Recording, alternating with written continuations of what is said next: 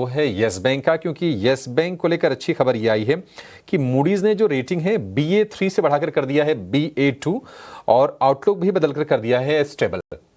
Gaurang sir, yes bank को लेकर खबरें बहुत सारी आई हैं। SMBC Sumitomo Mitsui banking corporation ने स्टेक लिया। उसके बाद हमने देखा कि फंड रेज को लेकर भी बैंक ने ऐलान किया। वीकेंड पर यह भी खबर आई कि प्रशांत नारायण जो कि MD एंड CEO है, उनको 6 महीने का एक्सटेंशन मिल गया। आपको भी लग रहा है कि फॉर्चून चेंज होंगे यस बैंक के? हालांकि हमने भाव में कोई खास परिवर्तन देखा नहीं, जो एक रेंज है उसी के बीच में फंसा हुआ शेयर है। 20 रुपए से 2-3 रुपए ऊपर और 2-3 रुपए नीचे, यही चाल रही है।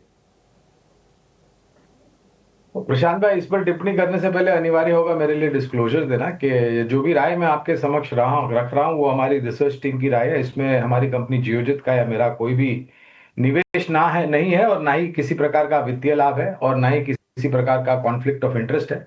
लेकिन इसी प्रकार से राय हम हमारे क्लाइंट्स को देते हैं, तो हो सकता है उनका निवेश वहां पर हो।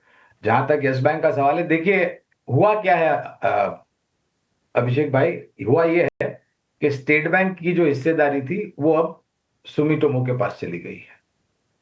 लगने से कुछ नहीं होता है, आंकड़ों को देखने से सब कुछ होता है, जहां तक आप बुनियादी तर्क के आधार पर मापदंड करते हैं। तो लगना और आंकड़ों में देखना, इसमें दो बहुत बड़ा फर्क होता है।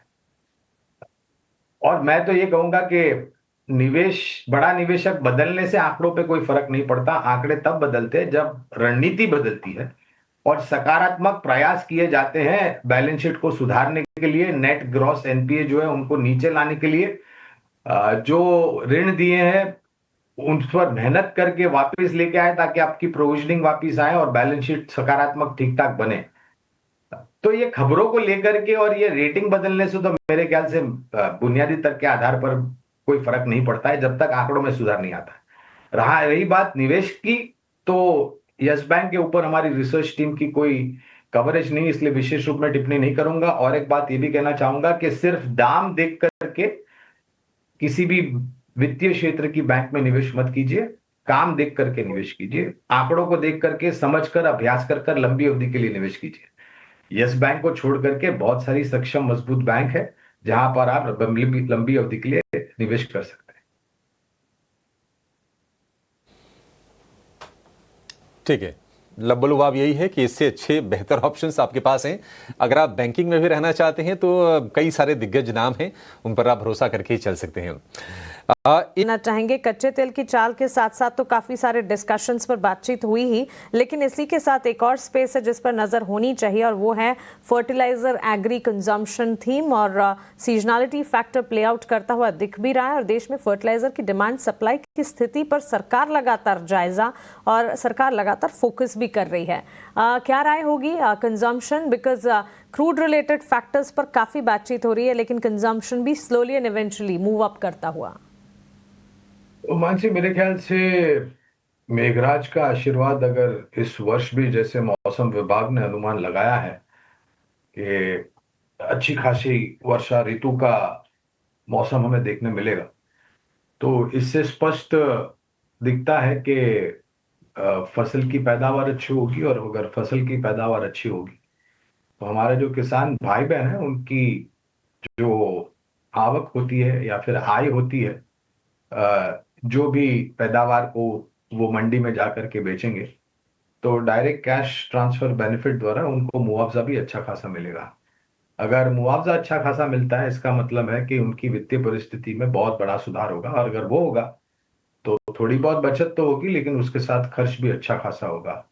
कहने का तात्पर्य यह है कि खपत क्षेत्र में हमारी काफी सारी पसंद है, लेकिन इसको हम दो हिस्सों में विभाजित करना चाहेंगे मानसी, ताकि ईटी नाव के जो दर्शक या निवेशक है उसको वो अच्छी तरीके से समझ सके।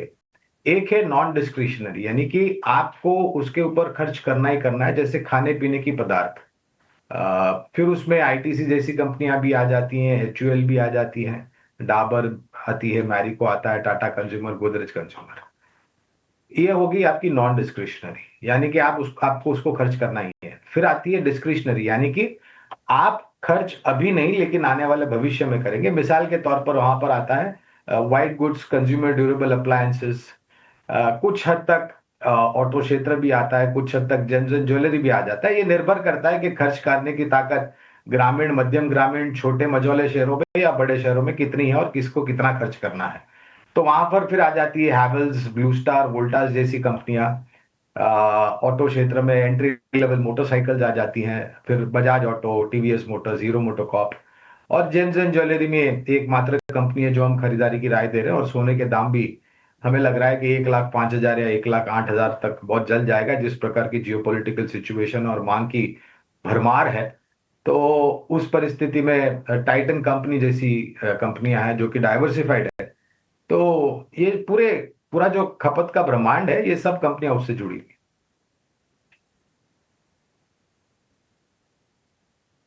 ठीक है, टाइटन का नाम लिया गौरांग सर ने, 3400 के ऊपर कारोबार कर रहा है। आधी स्टॉक्स को लेके अब ये न्यूज़ फ्लो एक बहुत इंपॉर्टेंट आया है कि एसबीआई ने होम लोन रेट्स को 50 बिप्स बेसिस पॉइंट से कट कर दिया। अब जो एक बार SBI home loan rates cut करना शुरू करता है तो उसके बाद जो है रिपल इफेक्ट जो हर जगह दिखने मिलता है। End of course reality stocks अगर देखें लॉन्ग टर्म बेसिस पे तो एक अच्छी मूवमेंट दी है स्टॉक प्राइजेस में भी और निफ्टी रियलिटी इंडेक्स में भी। गौरंग सर, रियलिटी स्टॉक्स अब यहाँ पे कैसे प्लेस्ड हैं? अब धीरे धीरे करके एक ट्रांसमिशन जो है लोअर होम लोन रेट्स का दिखने मिल रहा है क्योंकि एसबीआई ने स्टार्ट कर दिया है। तो बताएं सर, यहाँ पे आपकी क्या राय रहेगी गौरंग सर? तो ये ट्रांसमिशन इसलिए हुआ है क्योंकि आरबीआई ने फटकार लगाई थी बैंकों को कि भाई हम जब ब्याज दरें काट रहे हैं तो आप फिर ब्याज दरों का जो फायदा है, ट्रांजिशन जिसे हम कहते हैं, वो उपभोक्ताओं को क्यों नहीं देते हैं। तो अच्छा है कि हमारे देश की सबसे बड़ी और दिग्गज बैंक ने शुरुआत की है। अनुमान करते हैं कि बाकी अन्य बैंक सरकारी और निजी क्षेत्र की इसका लाभ उपभोक्ताओं को बिल्कुल दे, जिससे ऋण की जो मांग है उसको बढ़ने में और सहायता मिल जाएगी। और अगर वो बढ़ती है तो फिर लोन बुक ग्रोथ होता है, हाउसिंग लोन कंपनीज को फायदा मिलता है, कंज्यूमर लोन कंपनीज को फायदा मिलता है, वगैरह वगैरह।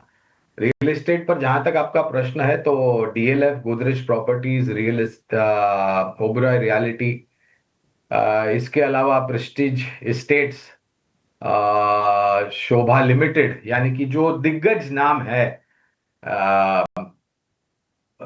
बड़ी और मझौली कंपनियों की बैलेंस शीट जो मजबूत है, उन सभी कंपनियों पर खरीदारी की हमारी राय है या फिर बने रहने की राय है। और एक बात या एक सोच और विचारधारा ये भी उभर करके आती है कि क्योंकि अब ब्याज दरें नीचे आ रही हैं, दाम कुछ जगहों पर रियल एस्टेट प्रोजेक्ट्स के आकर्षित है, जिसके कारण जो प्रोजेक्ट्स लॉन्च होते हैं वो केवल मात्र 4 या 5 या हफ्ते भर में पूरे बिक जाते हैं, सोल्ड आउट हो जाते हैं। और अनुमान ये भी है कि शायद इस वजह से हाउसिंग फाइनेंस कंपनीज की जो लोन बुक है उसकी ग्रोथ काफी अच्छी होनी चाहिए। हाउसिंग फाइनेंस कंपनी की हम बात कर रहे हैं तो अनिवार्य होगा वहां पर भी कुछ राय देना हमारे रिसर्च टीम की तरफ से। तो 2 कंपनियां हैं, मेरे ख्याल से कैनफिन होम्स और एलआईसी हाउसिंग फाइनेंस। ये दोनों पर लंबी अवधि के लिए हमारी रिसर्च टीम की तरफ से खरीदारी की राय है। और जैसे हमने पहले बताया कि पूरी ताकत लगा करके निवेश मत कीजिए, शुरुआत कीजिए, मौका मत चूकिए और फिर गिरावट पे धीरे धीरे करके जोड़ते जाए। इम्पॉर्टेंट जो है अपडेट्स गौरंग जी बोल रहे हैं रियलिटी स्पेस में, ऑफ कोर्स खास करके एनबीएफसी स्पेस में। लेकिन एक बार आप का सही समय है ये, क्योंकि ऑफ कोर्स फोकस रेडार पर तो है ही और आने वाले दिनों में भी सरकार डिफेंस क्षेत्र और भारतीय सेना में नए इक्विपमेंट्स, नए डिफेंस एम्युनिशंस ऐड करने की तैयारी तो कर ही रही है। देखिए मानसी, ये क्षेत्र मेरे ख्याल से, अगर मेरी याददाश्त सही है तो भारत सरकार के तरफ से और मोदी जी के नेतृत्व में रक्षा क्षेत्र में जो डिफेंस एफडीआई खोला गया और make in India, made in India की जो पहल हुई, उसका रिजल्ट ये हुआ कि हमने बहुत ही सक्षम और मजबूत सरकारी कंपनियों की आईपीओज आते हुए देखे, लिस्टिंग होते हुए देखी, और निजी क्षेत्र की कंपनियां भी रक्षा क्षेत्र में अपने आप को स्थापित किया, आईपीओ लेकर के आई, और वो भी मेरे ख्याल से काफी सफलतापूर्वक कामकाज कर रही है। मैं ज्यादा महत्व दूंगा हमारी 5 सेना बलों को, चाहे वो थल सेना हो, वायुसेना हो, नौसेना हो, सीमा सुरक्षा बल हो, या फिर तटरक्षक। इसके साथ साथ जो सहायता इसरो और डीआरडीओ ने करी, उसके फलस्वरूप बहुत ही सक्षम और यशस्वी रूप में ऑपरेशन सिंदूर का नतीजा आया। अभी तक खत्म नहीं हुआ है, ऑपरेशन सिंदूर जारी है। जब कभी भी किसी भी प्रकार की मिसएडवेंचर पड़ोसी देश से किया जाएगा तो उसका उत्तर ठीक ठाक और बराबर से दिया जाएगा।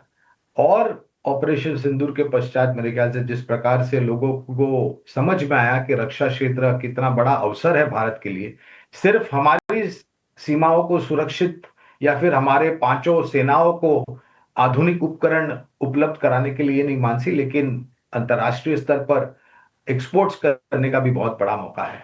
तो ये क्षेत्र हमारी जो रिसर्च टीम है उसको पसंद आता है।